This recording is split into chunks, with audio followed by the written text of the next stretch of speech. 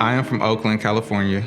I was originally working at Jack in the Box, and just over time, a couple months, I just got drained over like, is this really my life? I was probably like 21, something at the time, and I'm just like, is this really where I'm going? When I was locked up, one of the things that I said I was gonna do is I was gonna go back to school, period. I don't care what it was, I was gonna go back to school. I was gonna do that because nobody in my family ever just finished college. College of Alameda was actually like up the street. Eventually I just walked over, signed up for classes, didn't know what I was getting myself into, was not doing good at all. I would like miss out on tests just so I can pick up a shift, so I could pay rent pretty much because I was living on my own. And I heard about the college tour where we were going across the states to go on HBCUs and stuff.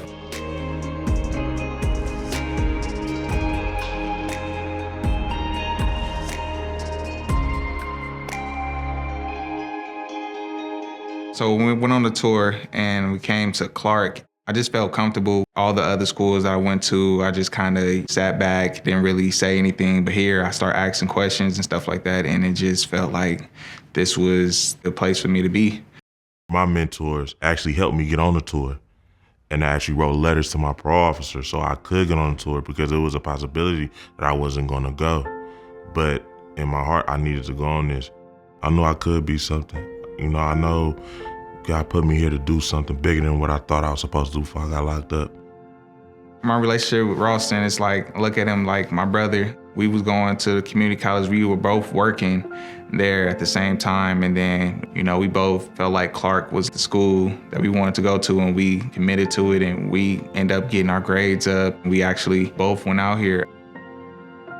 After the tour, I started working at College of Alameda. I was able to get a job because I talked to like the manager on the plane about my story, growing up in foster care, trying to, you know, change my life and trying to make something, pretty much something that I didn't even know what I was getting myself into, but I knew college was something that was gonna open up a lot of doors for me. It's a culture change for sure, but it was a welcoming thing too, and we just felt like home. Like I ended up developing a family like out here with teachers, staff, you know, everybody was just hands-on with me.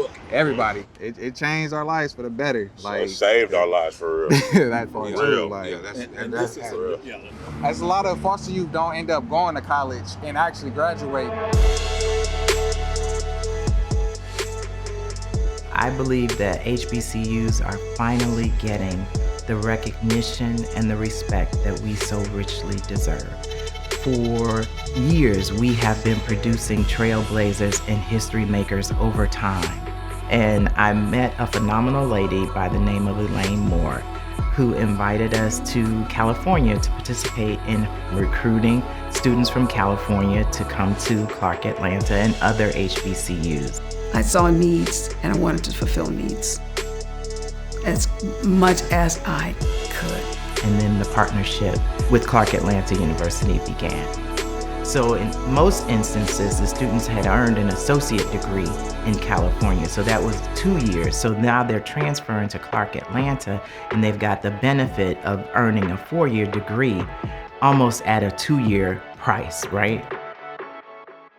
If I never was introduced to the Pathway program, I probably wouldn't be here. To be honest, Ms. Ju, I would not be here. I probably would be, I don't know. My biggest thing was my record.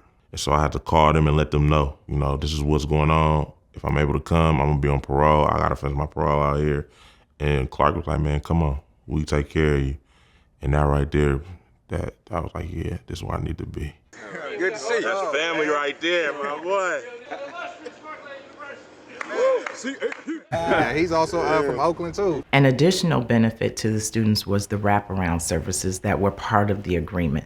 So we had a transfer specialist who was on ground here as a resource that would help them kind of navigate and negotiate our campus. But what was also wonderful was Helen and Aaron, still in California, checking on them, making sure that they knew that they had support still in California. Having just email communication isn't enough to build those relationships. So actually visiting the campuses and seeing, the face behind the email address or behind the voicemail really added that personal touch. Miss Erin, she one phone call away. She pull up, catch a flight, sit right here on the promenade. No problem. Is this going on? How you feel about this? Is this going on? How you feel about this? Lovely. Clark Atlanta, I have different mentors, people who took a liking to me. We nurture our students here. We create space for them to grow, to learn, to make mistakes in a safe environment, in a nurturing environment, in an environment that is going to help reinforce who they are. Because I'm out here walking, and you got to be able to walk. If I stay in that nice office on the 3rd floor there, my students never see me. So just like y'all saw me, that's what I'm out here doing, hoping they'll stop.